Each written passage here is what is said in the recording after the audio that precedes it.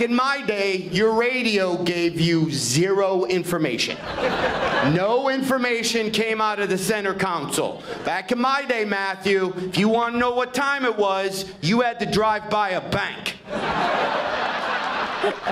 Do they still have times on the bank? I don't know. Our next guest loves to use life experiences from his childhood and married life in his stand-up comedy. And you can see him all across the TV land as well as the Tampa Improv this weekend. Please welcome comedian John Heffron. John, how are you? First off, I have to apologize for wearing a hoodie. I know I'm on your show. I should dress a little nice. I forgot to pack everything.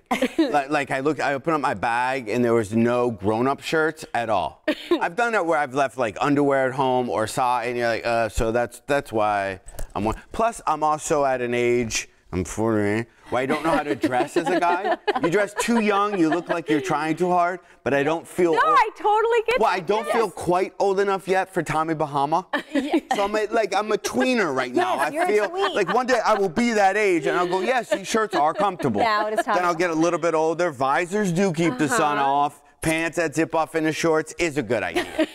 Well, we live in Florida and we see all the above. And you'll get away with it, yeah. Exactly. So yeah. Speaking of Florida, do you spend much time here? What do you think of our glorious state? I'm here performing throughout the state a bunch of times a year, various places. That my lock-in for Tampa, though, is I met my wife here in Tampa. So that's why every time I'm here, then you're like, yeah, that was like. So is this home for her, or? 15 it was, and then I swooped her out of here.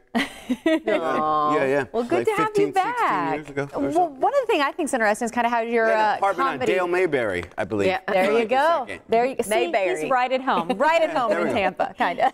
Well, you know what's interesting about you is how your comedy has kind of morphed along with where you are in life. And we were talking where I went to college and where you started a college up north as well. You did the college thing. Now your humor is kind of based on family life. Family stuff. And I know this is, you know, I'm not quite there yet, but you got to figure in 10 years, I'll have a nice show in, well, probably Branson, Missouri.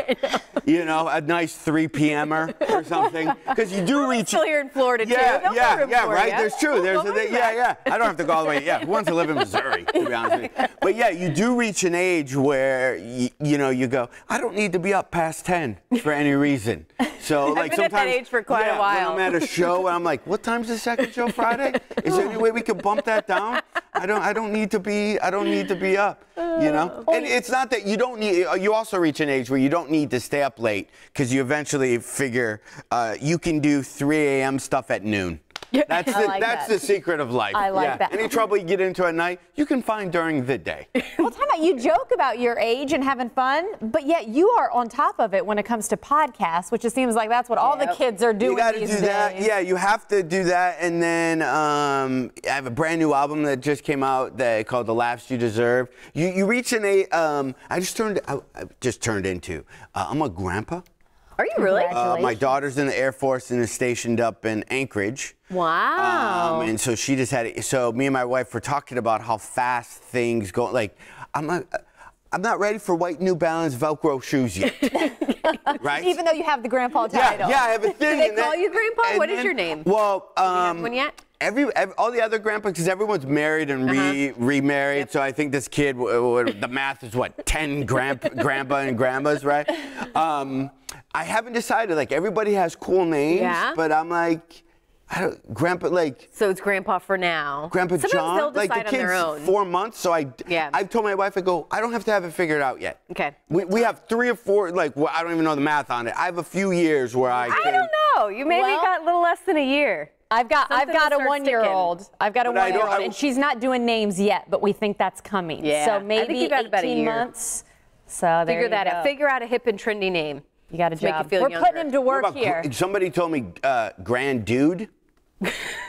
Grand Dude. Interesting. I have not heard I'm kind of going with Grandpa John, but maybe it's only because of the pizza company. That one. Like, everyone's got a thing. I'm like, why do we have to? Yeah. You got to have a name. It is a thing. It's a thing to have a name. I didn't know it's a thing. Like, I didn't know if I had a thing. But anyway, but now that I'm a grandpa, I can, you know, I think I'm allowed to get that bathtub with the door on it.